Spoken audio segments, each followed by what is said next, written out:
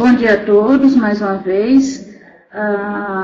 Dando continuidade ao ciclo de webconferências promovido pela Gerência de Ensino e Pesquisa aqui do Hospital Universitário, via a unidade de telesaúde, teremos hoje a palestra Saúde da População Quilombola com o professor Dr. Daniel Antunes Freitas. Eu gostaria de dar só uns informes gerais, como é de praxe. Se vocês estiverem me ouvindo, vocês, por favor, deem um ok. Se a imagem estiver ok, vocês também me deem um ok. E durante a apresentação, vocês podem interagir via o bate-papo, mas é preferível que vocês coloquem as perguntas ao final da fala do professor.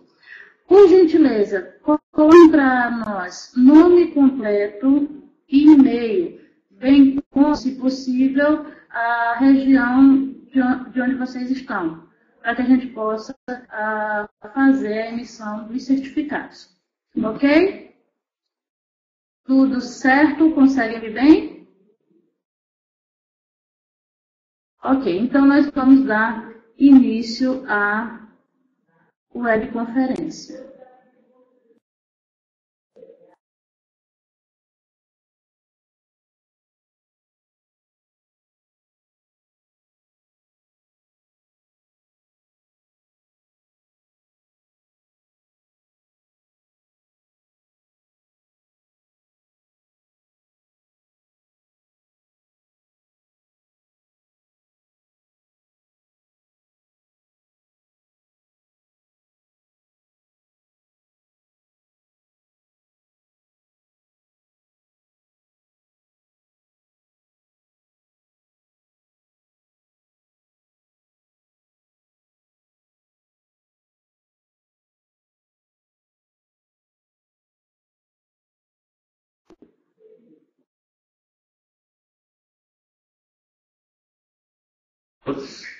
Eu sou o professor Daniel Antunes, da Faculdade de Medicina, aqui da Universidade Federal de Alagoas, e nós vamos então conversar um pouco sobre esse assunto que tem sido bastante polêmico, tem sido bastante divulgado e tem sido alvo de um crescimento muito constante nas publicações científicas da área de saúde, de modo especial nas publicações científicas que tratam de saúde coletiva. Falar de saúde quilombola está com as mudanças, com as alterações e com a busca de informações que vem permeando essa temática na atualidade. Para vocês terem uma ideia, o aumento nos últimos 5 anos das publicações que tratam de saúde da população quilombola chega a 600%.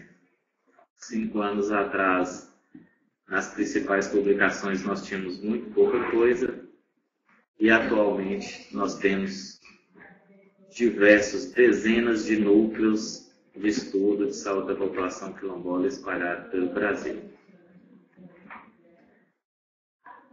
A compreensão da questão da saúde da população quilombola, ela tranquilamente inicia pela compreensão do processo de introdução do negro dentro do território brasileiro.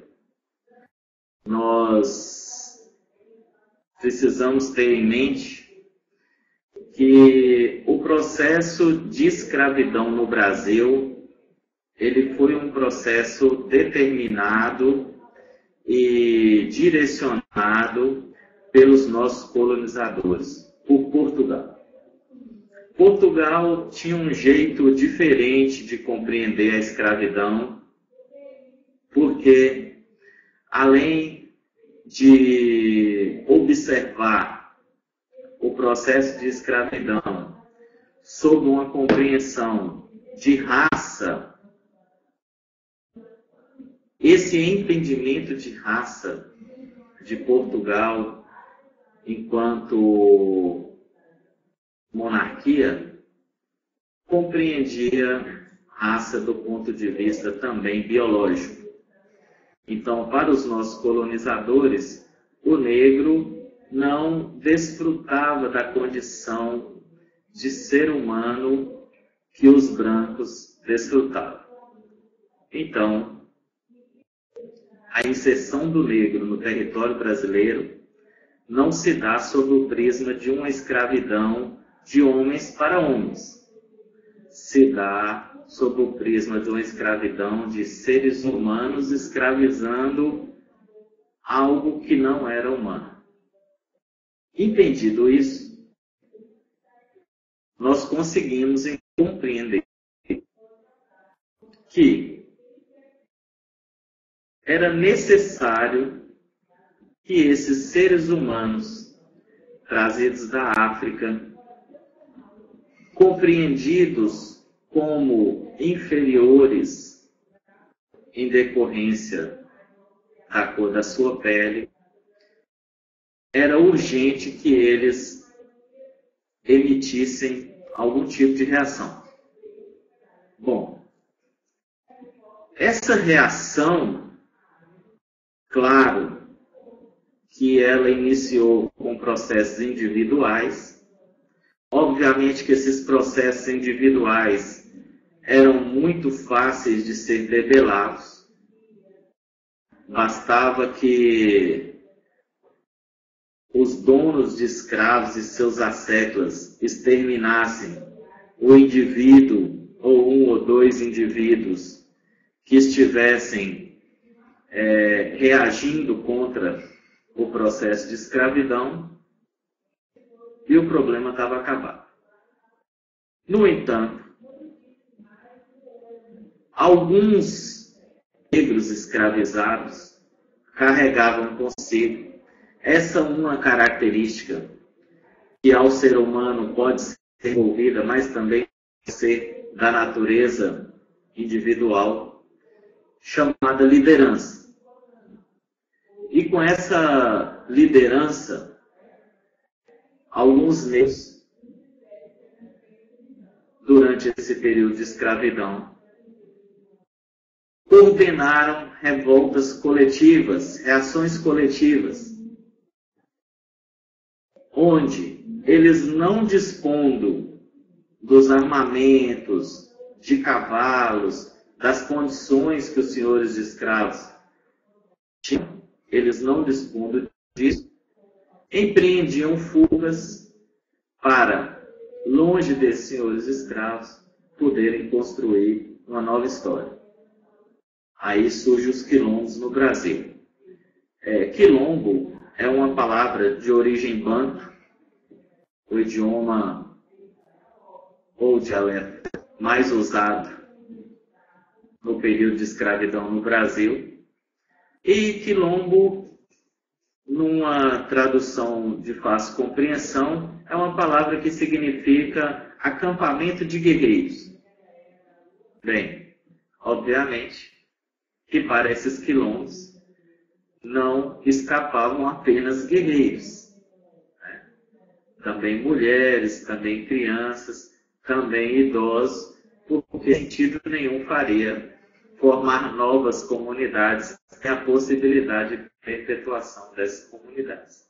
Então, os quilombos no Brasil surgem a partir de lideranças de negros escravizados que conseguem influenciar, causando revoltas coletivas, revoltas em grupo, como reação frente àquela condição desumana que a escravidão ao estilo português provocava.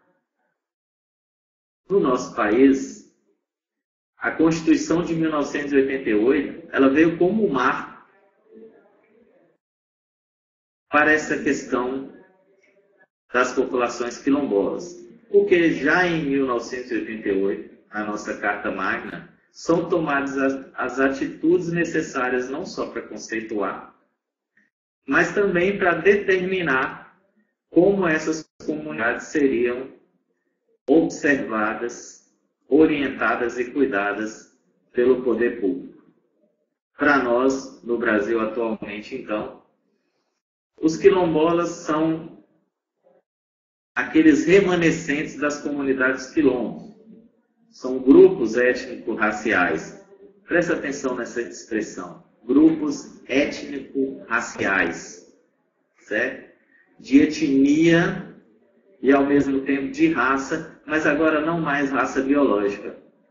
Raça sob o aspecto social que essa palavra tem. Raça, biologicamente, a raça humana é uma só. Para as questões sociais,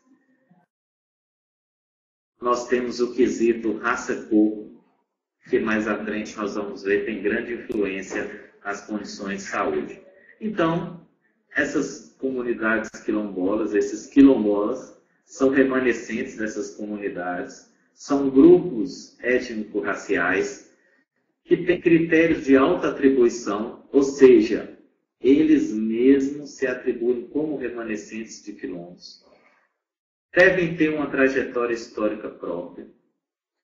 Devem ter relações territoriais específicas. Atenção, hein? Quilombolas, então, são por alta atribuição, se ligam com história de quilombos, são grupos étnicos, e nesse sentido, é preciso ter bastante atenção na questão do território, porque o território é muito importante quando se pensa em população quilombola. Eles têm presunção de ancestralidade negra, né, relacionando então com a resistência e a opressão histórica sofrida. Olha, veja bem, tudo isso forma um conjunto de condições que vai determinar se uma população é quilombola ou não. Importante é que quem tem que dizer se é remanescente de quilombo ou não é a própria comunidade. É ela que se auto-reconhece como quilombola. E aí, dentro de um processo administrativo tranquilo e bem orientado, bem determinado, a Fundação Cultural Palmares, partindo dessa auto-atribuição e do estudo da auto-atribuição, ela vai, então, poder emitir uma certidão dizendo que aquela população é quilombola. E é interessante pensar nisso, porque muitas pessoas vão em populações quilombolas e acham curioso encontrar pessoas que não são negras. E, no entanto, essa presunção de ancestralidade negra, ela não diz que, né, esse quesito da cor seja determinado pelo observador. Olha, a cor da minha pele é respondida por auto-atribuição. Sou eu que digo qual é a cor da minha pele e não quem está de fora.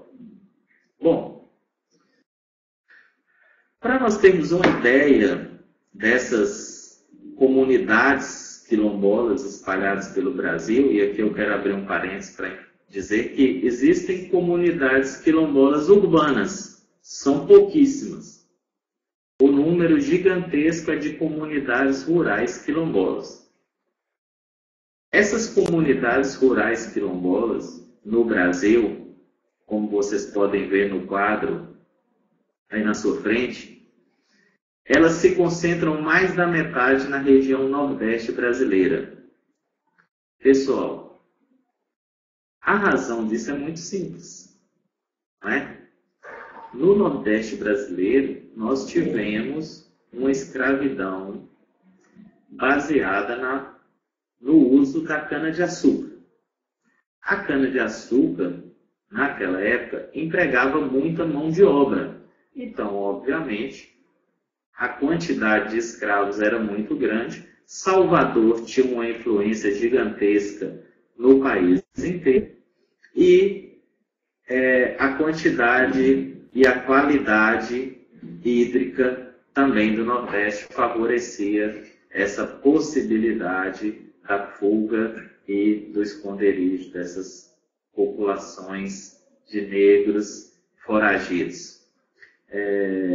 Observa-se também a baixa quantidade de populações quilombolas no sul, porque a colonização do sul, além de ter sido tardia, foi feita de maneira diferente e não ao estilo português, como foi no Nordeste e no Sudeste especialmente.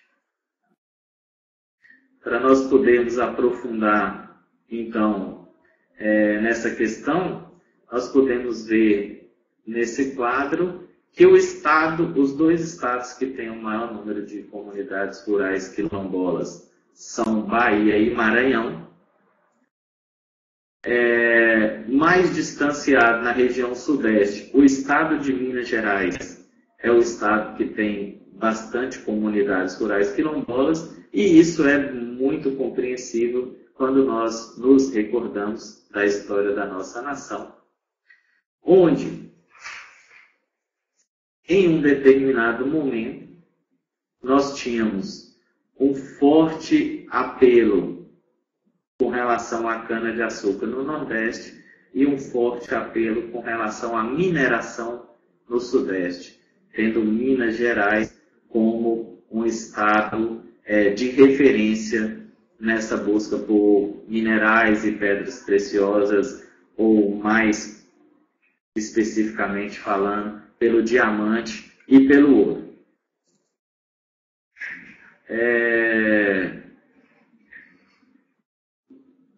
Bom, tem uma observação nesse quadro que essas populações, essas comunidades rurais quilombolas certificadas não se esgotaram. Nós estamos em processo de certificação permanente. Se novas comunidades vão desejando seguir o processo de autoatribuição, novos processos são abertos até que se conclua com a certificação ou não. Tem uma parte da saúde coletiva que é fundamental para a compreensão da saúde da população quilombola. São os determinantes sociais da saúde. Aliás, deixe-me dizer, sem um olhar sobre os determinantes sociais da saúde, não é possível estabelecer regularidade, confiança, profundidade nas abordagens coletivas, aqui no Brasil e em todo o planeta. Os determinantes sociais da saúde, então, são fatores sociais, econômicos, culturais, étnico-raciais, psicológicos, comportamentais, que vão influenciar a ocorrência de problemas de saúde e de risco na população. Claro que existem alguns que são extremamente inflexíveis e que regulam de uma forma predominante as políticas públicas de saúde pelo mundo. Por exemplo, a questão de sexo, onde nós temos questões de saúde altamente inerentes à saúde da mulher ou saúde do homem. E claro que essas questões específicas vão causar também políticas públicas específicas. A questão da idade, o nosso país, que até bem pouco tempo era uma nação jovem, passa por uma transição etária muito influente, e essa transição provocada uma transição epidemiológica também, com o aumento do número das doenças, do número de casos de doenças crônicas não transmissíveis, por exemplo, e a necessidade de cuidados mais elaborados com relação a isso.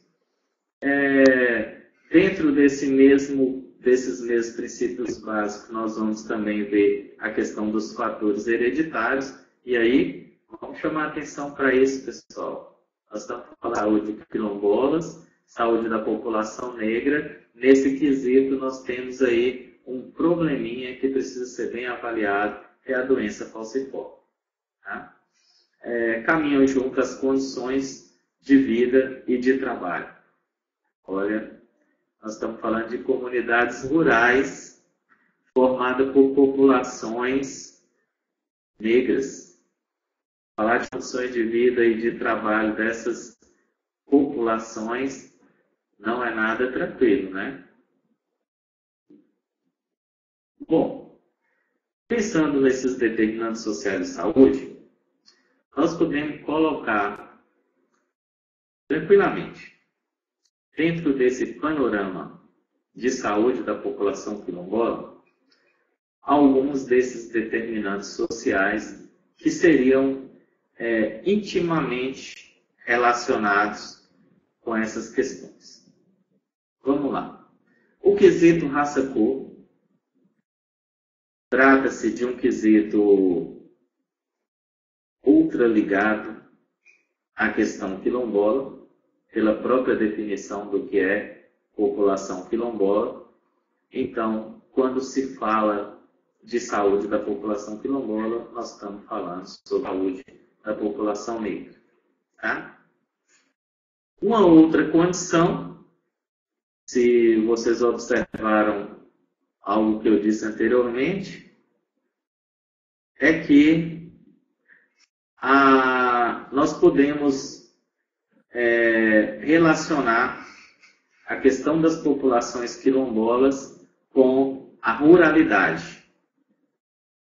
A ruralidade, ela tem forte impacto sobre a saúde e, como eu disse, a esmagadora maioria das populações quilombolas no Brasil, elas estão em áreas rurais. Tá? Outro determinante social da saúde, o analfabetismo. Os estudos têm demonstrado que há alto nível de analfabetismo dentro dessas comunidades rurais quilombolas. Analfabetismo e pobreza se ligam muito à ruralidade. Como que o analfabetismo atrapalha a saúde, né? É simples. Se eu não sei ler, tudo que me for... Se eu não sei ler, eu tenho dificuldade de compreender. Se eu tenho dificuldade de compreender, todas as orientações, informações, prescrições relacionadas à saúde são mais difíceis para mim. Né? A pobreza é o determinante social que tem sido muito combatido, lindamente combatido no Brasil, tem reduzido bastante. Né? Os programas de incremento de renda têm diminuído a pobreza em muito.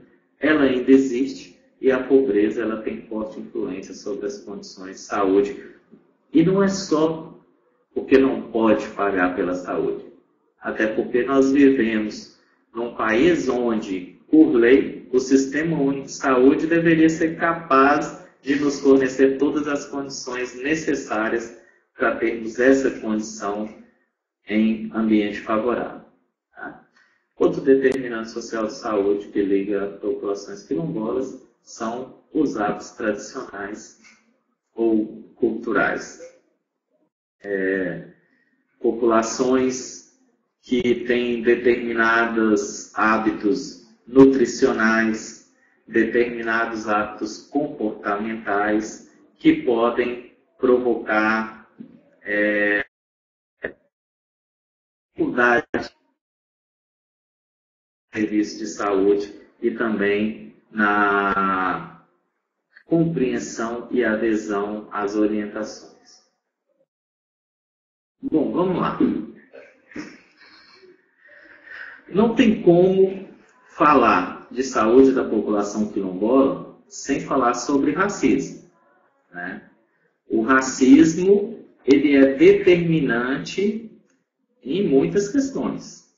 Nas questões sociais que interferem na saúde, o racismo, a compreensão do racismo é fundamental. Por quê? ele influencia grandemente em todas as condições individuais, desde a forma como a pessoa vai nascer, sua vida, sua moradia, seu trabalho, seu emprego, sua renda, como ela acessa os bens e serviços, né? E ele influencia também na qualidade do cuidado e assistência prestada. Então, se ele influencia no cuidado e na assistência prestada, o racismo vai influenciar também muito fortemente nas questões fundamentais da mortalidade infantil, da saúde materna infantil, nós podemos dizer. Bom, só que falar de racismo é importante nós percebermos que o racismo, ele existe e no nosso país ele é institucionalizado. Então, por mais que se queira desmistificar essa questão, né, nós não podemos fechar os nossos olhos, porque os dados estão aí para todo mundo que queira ver. Vários estudiosos têm inclusive diferenciado dentro das questões do racismo, né, aquilo que eles chamam de morte branca, né, e morte negra. Por que morte branca e morte negra? Porque é muito mais comum uma pessoa cuja cor da pele é branca morrer de morte natural, morrer de uma morte onde houve um trabalho para poder prolongar aquela vida, do que a população negra. Vamos entender, população negra são pretos e pardos. Para a população negra, de modo especial, para a cor da pele preta, é muito mais frequente de morrer do tipo morte vida interrompida. Morrer por violência, morrer por falta de assistência, morrer por falta de acesso ao serviço de saúde, morrer por falta de opção nos quesitos de saúde.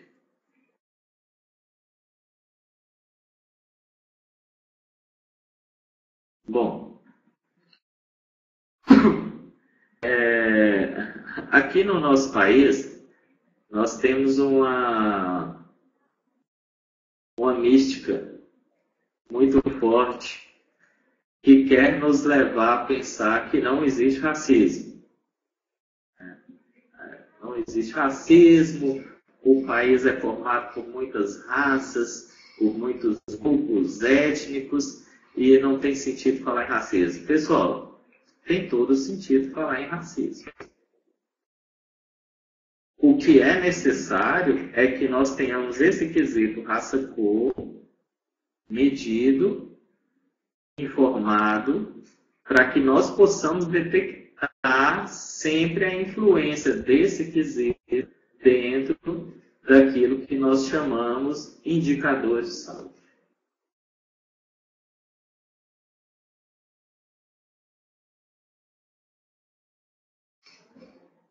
Para nós podermos compreender que existe uma força, que existe uma reação governamental, da sociedade, tentando colocar ordem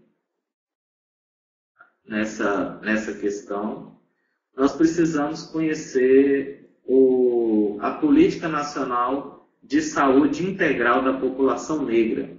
Precisamos entender que existe essa política no Brasil, que é uma reação frente às questões de saúde dessa população. Pessoal, o tempo todo pensem nisso. Quando eu falo de quilombola, eu estou falando de população negra. Quando eu falo de saúde quilombola, eu estou falando de saúde da população negra, com todos os outros vieses possíveis, ruralidade, pobreza, discriminação histórica. Então,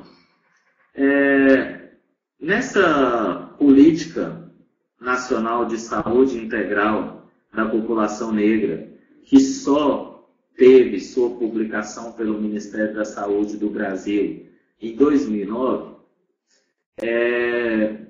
o governo brasileiro ele reconhece que existe racismo no Brasil e que esse racismo influencia na saúde das pessoas. E essa questão da população negra no Brasil provoca desigualdades sociais, que a população brasileira sofre piores condições de trabalho, de educação, de lazer, de acesso aos bens e serviços, causando um estado de discriminação social no país. Esse estado de discriminação social provoca essas questões de invisibilidade, iniquidade, desigualdades também na área de saúde. Bom, dentro do âmbito das populações quilombolas, vistas então como população negra, a política nacional de saúde integral da população negra, ela busca então que todos os sistemas de informação de saúde no Brasil adotem a inclusão do quesito raça-cor nos seus instrumentos de coleta de dados. Ficha A da Estratégia de Saúde da Família, ficha de inscrição do recém-nascido, cartão de vacinação, informes nutricionais, informes epidemiológicos. O quesito raça-cor passa a ser orientado e passa a ser cobrado, então, a partir dessa política nacional. Bom, que se busque, então, reduzir a morbimortalidade materno-infantil. Atenção, hein?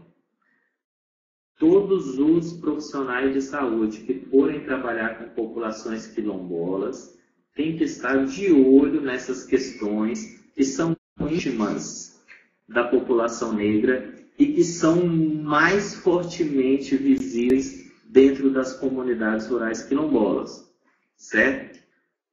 Morbimortalidade materno-infantil, saúde da mamãe, saúde da criança. A doença falciforme, que é uma doença que precisa ser cuidada com adequação dentro das populações quilombolas.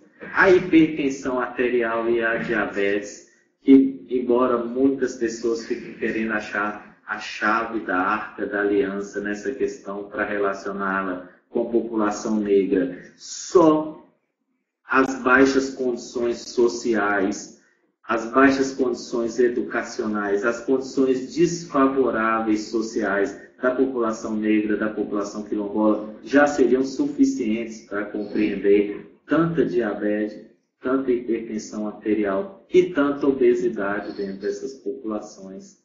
Né?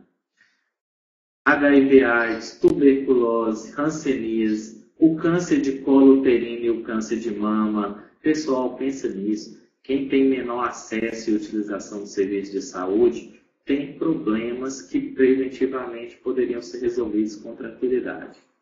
Além das questões dos transtornos mentais na população negra, que eu quero abrir porque os estudos mostram a presença do alcoolismo nas comunidades rurais quilombolas.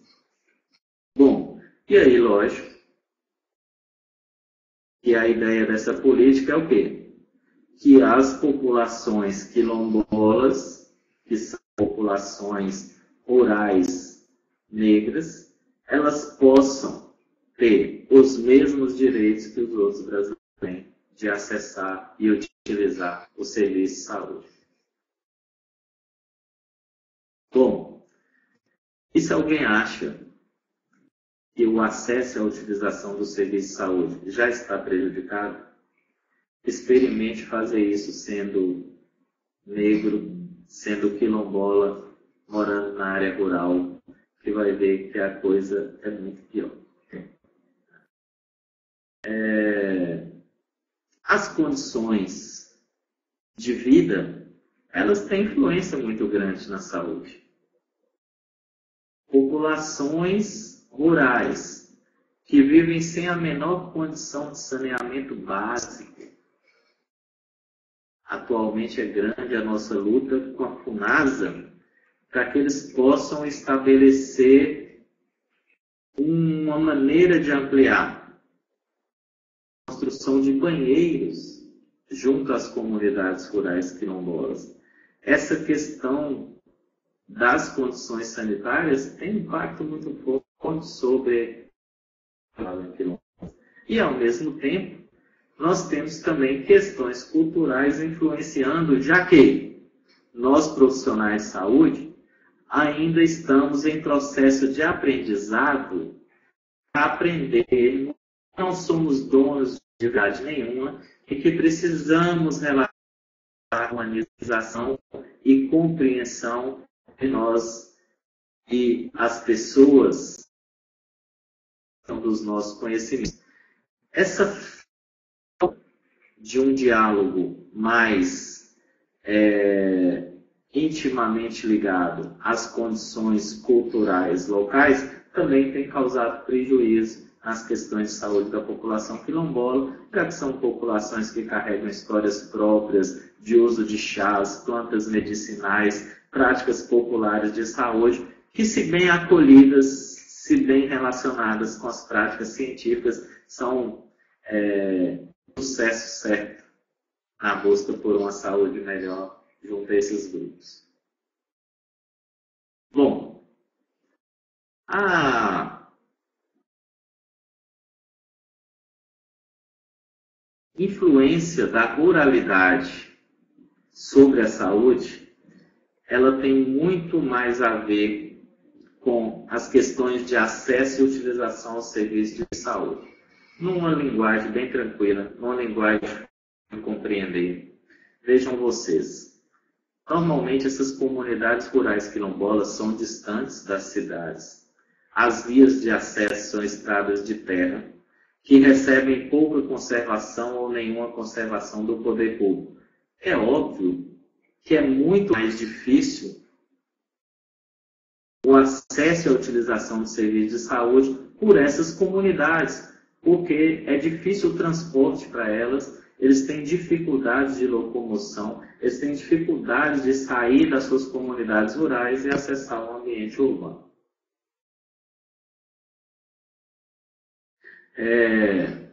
Bom, junto a isso, o pessoal da área rural, ainda no Brasil, muitos vivem da agricultura de subsistência.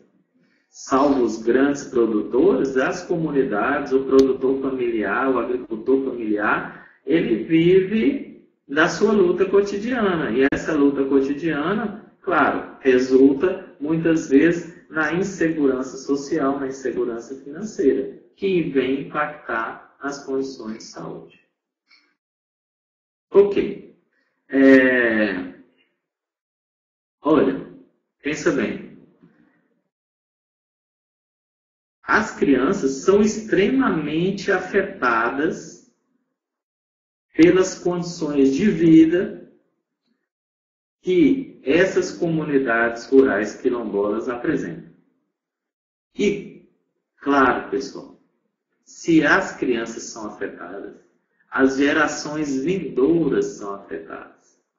Embora possa parecer que nas áreas rurais existe uma predisposição a uma melhor qualidade de vida, nós não podemos esquecer que o acesso às possibilidades sociais, elas representam qualidade de vida. Estar distante de acessar o desenvolvimento social influencia na saúde, porque influencia em todo o aspecto da vida da pessoa.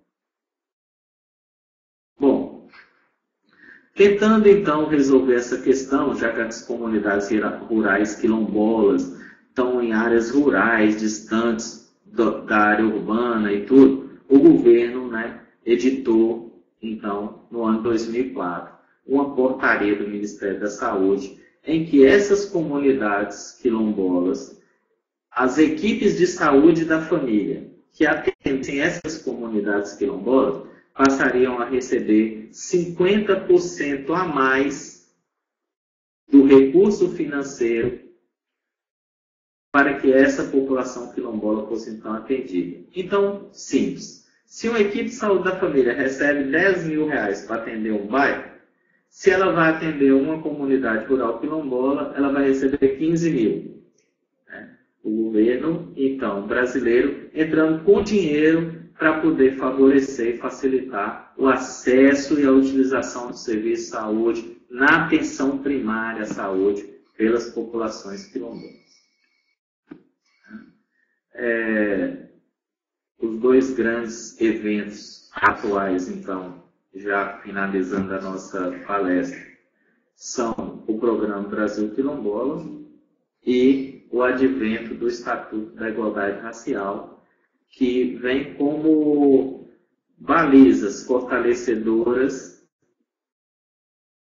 desse crescimento que ainda é iminente, que ainda é necessário e que bate à porta do nosso país enquanto nação. O programa Quilombola é um projeto que envolve 23 ministérios e vários órgãos federais, que quer garantir para essas comunidades quilombolas o acesso à terra, como uma comunidade rural precisa de terra para plantar, né? Quer garantir ações de saúde e educação para as comunidades, que eles tenham moradia, que eles tenham uma boa relação com o meio ambiente, tá ok? Que eles possam ser atendidos pelos programas sociais de incremento de renda e também que a sua história, que a sua cultura seja levada, seja ativada e seja mantida. Amparando legalmente o Brasil quilombola, nós temos o Estatuto da Igualdade Racial, que é lei do ano 2010, que vem combater a discriminação e as desigualdades raciais. Se as comunidades quilombolas estão sofrendo condições desfavoráveis de saúde, porque são populações de ancestralidade negra, significa que o governo brasileiro precisa atuar combatendo essa discriminação que provoca saúde ruim ou saúde desfavorável para esse grupo populacional. Certo é, a saúde da população quilombola no Brasil, ela ainda é uma questão que necessita maior arrojo, maior ousadia, mais coragem nas políticas públicas de saúde. E, ao mesmo tempo, é necessário que todo o país, toda a nação, compreenda que existe esse racismo institucionalizado e que essas comunidades quilombolas, vítimas deste racismo institucionalizado, estão à espera de uma atitude da sociedade brasileira para que elas possam, sim, conviver com o mesmo nível de dificuldades e facilidades que a população que não é quilombola tem desfrutado. Eu agradeço a todos. Bom dia.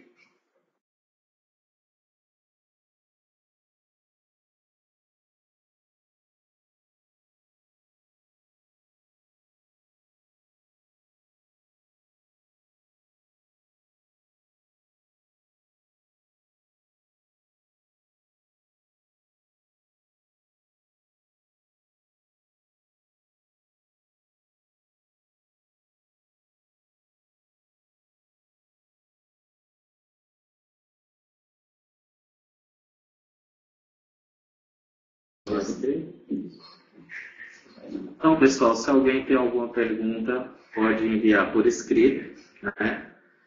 Nós temos uma pergunta aqui com relação às comunidades rurais quilombolas do sul do Brasil, se essas comunidades de remanescentes de quilos do sul do Brasil, se elas são oriundas da Guerra do Paraguai, dos negros que foram empregados na Guerra do Paraguai.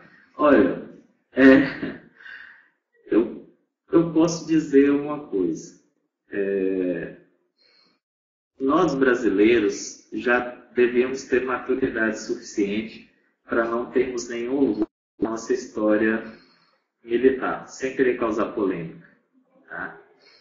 De qualquer forma, os negros que foram empregados na Guerra do Paraguai, muitos desses negros, eles tiveram uma destinação no pós-guerra. Muitos tiveram uma destinação. Existem faixas do sul do Brasil em que esses quilombos, eles são quilombos influenciados por quilombos da região do Vale do Ribeira, São Paulo, de famílias, porque, pensem vocês, na verdade nós não estamos tratando só de locais onde os foragidos se estabeleceram. Nós estamos tratando de locais onde também descendentes desses negros foragidos também se estabeleceram. Tá? Então, tranquilamente, o Sul foi muito influenciado pelas comunidades quilombolas da região do Vale do Ribeira de São Paulo e também por um pequeno movimento de escravidão que foi passageiro e muito rápido no sul do país.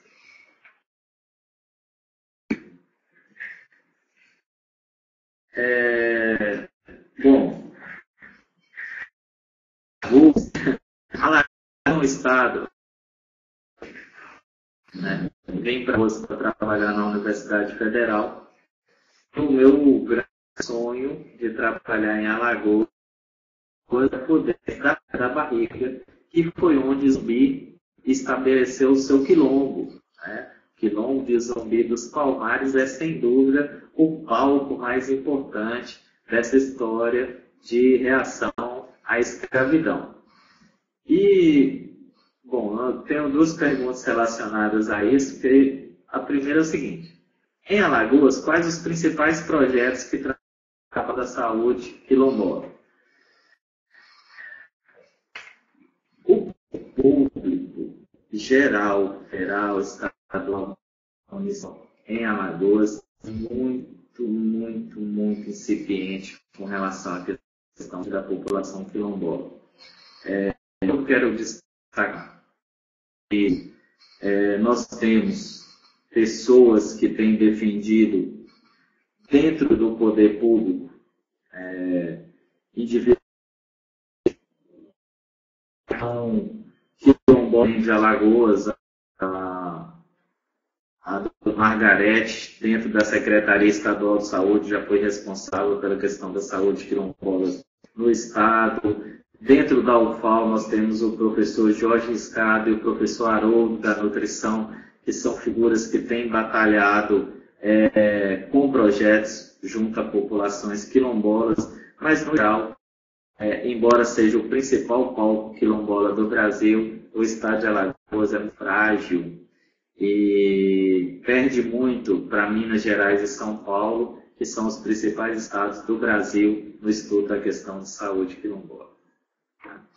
A outra questão é quais os principais movimentos quilombolas em Alagoas. Alagoas tem atualmente todos os agrupamentos quilombolas que nós temos a nível nacional. Nós temos a CONAC, que é a Conferência Nacional Quilombola, nós temos um grupo quilombola estadual, nós temos associações quilombolas dentro das comunidades quilombolas, tem uma superintendência da Fundação Cultural Palmares, responsável por cuidar das populações quilombolas, cuja sede é em Alagoas, né? Mas com tudo isso, como eu disse, os projetos para a saúde da população quilombola ainda são muito frágeis e primários dentro do estado de Alagoas. Bom, a Sara diz que você apontou que no quesito pobreza o problema não é apenas não conseguir arcar com as despesas, já que o SUS deveria ser capaz de atender essa população. Então, qual o real problema? Bom, a questão da pobreza influenciando como determinante social de saúde, ela abarca, né, todo o rol de situações provocadas pela pobreza. As dificuldades de moradia, as dificuldades de entendimento provocadas pelas baixas condições educacionais, as dificuldades de relações sociais, porque não é possível que nós criamos num diálogo horizontal entre a pobreza e a não pobreza. E essas dificuldades desse rol de situações provocadas pela pobreza levam a esse impacto nas condições de saúde. Muitas vezes, ter o que comer é uma questão que representa uma porcentagem pequena dentro do resultado final, dentro do desfecho da condição de saúde. A Marineide pergunta, as equipes de saúde da família estão atuando nessas comunidades de Alagoas? Olha, pessoal, quem trabalha na atenção primária à saúde sabe que nosso estado não é um primor de cobertura da atenção primária de saúde da família, né? Maceió tem um terço, que é a capital, deveria ser o exemplo, tem um terço de cobertura de estratégia de saúde da família. Daí, para caminhar para o resto do estado, vocês imaginem como a situação é. Além disso, não existe um programa de educação continuada que capacite e qualifique os profissionais da estratégia de saúde da família a trabalhar junto a essas populações quilombolas. Como as equipes de saúde da família, como os médicos, os enfermeiros, os dentistas, os agentes comunitários de saúde vão poder produzir bem junto a essas populações quilombolas se eles não receberem capacitação, se eles não souberem a influência da doença falciforme, se eles não souberem a influência étnico-racial, se eles não souberem a influência da cultura relacionada à obesidade, trazendo consigo hipertensão e diabetes, por exemplo, sem essa qualificação, sem essa capacitação, que deveria ser assumida pelo Estado, sem essa condição, é impossível fazer atenção primária à saúde de qualidade junto à população quilombola.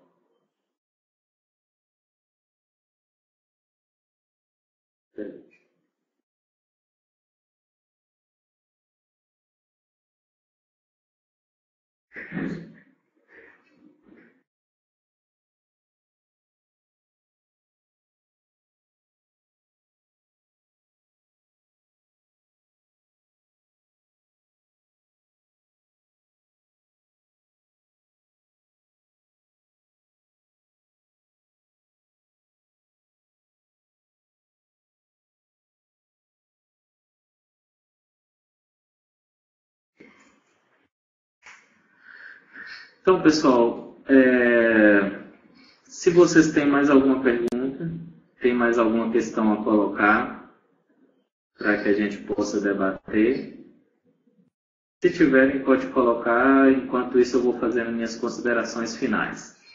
Bom, pelo número de população quilombola que nós mostramos aqui hoje, pelas questões históricas, conceituais, sociais, que nós conversamos aqui hoje, todos nós podemos concluir com tranquilidade que a questão da saúde da população quilombola não é uma questão para ser tratada como uma brincadeira dentro do panorama da sociedade brasileira.